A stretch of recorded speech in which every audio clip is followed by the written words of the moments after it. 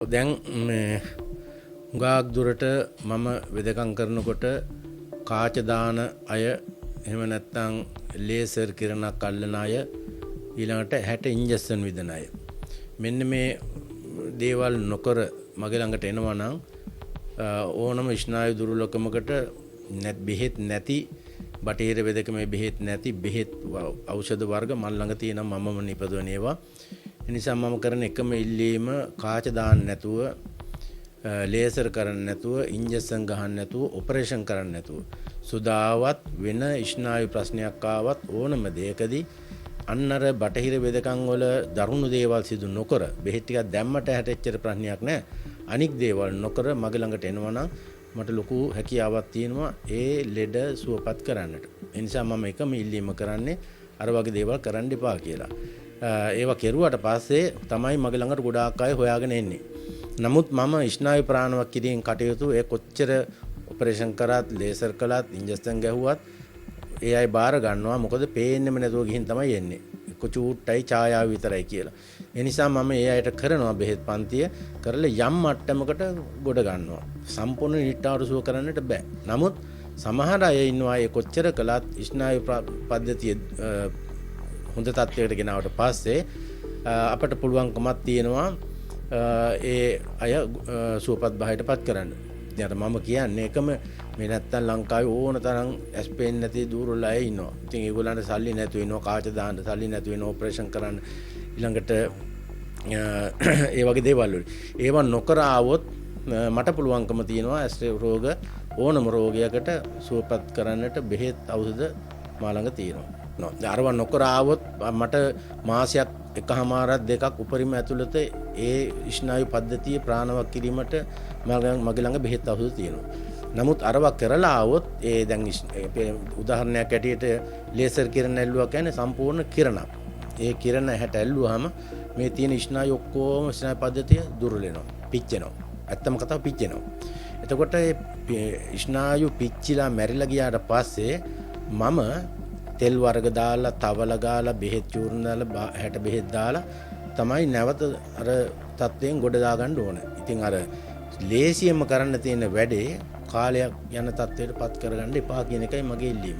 දැන් කණ්ණාඩි දාන ප්‍රශ්නෙට බෙහෙතක් නැහැ. ඉංග්‍රීසියෙන් දෙන බටහිර වෛද්‍ය ක්‍රමේ ලංකාව විතරක් නෙමෙයි ලෝකේ කිසිම රටක බෙහෙතක් හොයාගෙන නැහැ. මේ කණ්ණාඩිය පමණයි ඒගොල්ලන්ට තියෙන්නේ. ඒ කණ්ණාඩිය දාලා ටික කාලයක් යනකොට ඒ කාචේ වෙනස් කරනවා.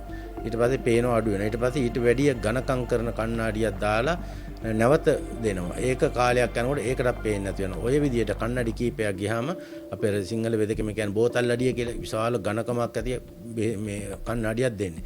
ඒකෙන් පස්සේ ඇත්තම කතාව ඔය කියන්නේ මාස 3-4කින් පස්සේ අසන්ද වෙනවා. දැන් අපිට දෙන්න මේ කණ්ණාඩියක් නැහැ. මේ අන්තිම එක දීලා තියෙන්නේ කියලා. ඉතින් ඒ தත්ත්වය උදා කරගන්න ඉස්සරලා මගේ ළඟට ආවොත් මම ඔය කණ්ණාඩි සම්පූර්ණයෙන්ම අයින් කරලා ඕනම තරුණ දරුවෙකුගේ කණ්ණාඩි අයින් කරලා මගේ බෙහෙත් පන්තිය සිද්ධ කරලා මං යම් මට්ටමකින් මුලින්ම පාර 2-3 යනකොට ඒ කියන්නේ සුමාන 2-3 යනකොට යම් මට්ටමකට අරන් දෙන්නම්. හැම කෙනාම තරුණ දරුවෝ ඇවිල්ලා කියන්නේ අපි කණ්ණාඩි දැම්ම දැන් හාමුදුරන් මාසයයි 2යි බෙහෙත් කරන්න පටන් ගත්තේ දැන් කණ්ණාඩි අපි දාන්නෙම නැහැ. මං කාටවත් දාන්න දෙන්නේ නැහැ. එතකොට අම්මලා තාත්තලා කියන්නේ අපිටත් හඳුනන ඕන ඕකයි කණ්ණාඩි අයින් කළා කණ්ණාඩි නැතුව අපිට මේ S2 සනීප කරලා දෙන්න කියලා. ඉතින් ඒක නිසා මම දෙන අවවාදයේ ඉස්සරලා දැන් සමහර අය කියනවා අපිට සිංහල බෙහෙත් කරන්න බය අය. තවටත් ඉනවා ඒවා ගැන හිතන්නේ නැති අපේ වෙදකම ගැන හිතන්නේ නැතුව බටහිර ක්‍රමයට ගිහලා අමාරු වෙනකොට පස්සේ තමයි මාව හොයාගෙන එන්නේ. අද අනන්ත ඉන්නවා ලංකාවේ විශාල සෙනගක් මාව හොයාගෙන එන්නේ ඔක්කොම අර විදියට. ඒක නිසා මම කියන්නේ ඕගොල්ලෝ ඉස්සරලා බෙහෙත් ගන්න මෙහාට එන්න. ඇවිල්ලා මෙතන විශාල සෙනගක් ඉන්නවා 100කට අධික පිරිසක්. ඉස්සෙල්ලා ඕගොල්ලෝ ඉන්න සෙනගත් එක්ක කතා බහ කරන්න. ඒගොල්ලන්ගේ තත්ත්වය මොකද දැන් මොකද එනකොට කොහොමද තිබුණේ. ඒකට ඒ අය හොඳයි කියනවා නම් හැම කෙනාම ඕගොල්ලෝ බය නැතු වෙන්න.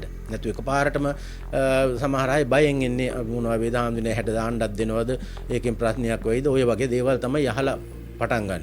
ඉතින් මම වෙදකම් කරන්න අරන් අවුරුදු 40කට ආසන සංඛ්‍යාවක් වෙනවා. ඒ නිසා ඇස් පිළිබඳව මට හොඳ විශේෂඥ දැනුමක් තියෙනවා. එහෙනම් මම කියන්නේ ඒ අවුරුදු 40 පෙන්න කියන්නේ මේ කන්නඩි පාත්‍යන සුදාවම. ඉතින් ඒ සුදේ ප්‍රභේද ගොඩක් තියෙනවා. ඉතින් ඒවට මම අවශ්‍ය බෙහෙත් තවන්න ගාන්න 60 දාන්න දීලා ඒ සුද කපන්නට මම ළඟ බෙහෙත් අවශ්‍ය තියෙනවා. ඒ වෙනින් සුද කපන්න පුළුවන්. ඕනම අඩුම තරමේ මට අවුරුදු 5ක්වත් වෙන්න ඕනේ දරුවෙන් අවුරුදු 5යි පහෙන් එහා අවුරුදු 100ක් වුණක් කමන්නේ වයසක අය එනකම් ගන්නවා. හැබැයි චූටිම ළමයි නම් බාර ගන්නෑ. මොකද මගේ බෙහෙත් පන්තිය කරගන්න අමාරුයි. ඇහැට බෙහෙත් දාගන්න බෑ. හරියට දියුණු වෙලා නෑ. ඒ වගේ තත් ඇස්වල එහෙම දියුණු තත්ත්වෙන් අවුරුදු 5න් මෙහා ආයි මම බාර ගන්නෑ. අවුරුදු 5 පැන්නද එතනින් එහා අවුරුදු 100ක් ගියත් ඕනම ලෙඩෙක් මම බාර ගන්නවා.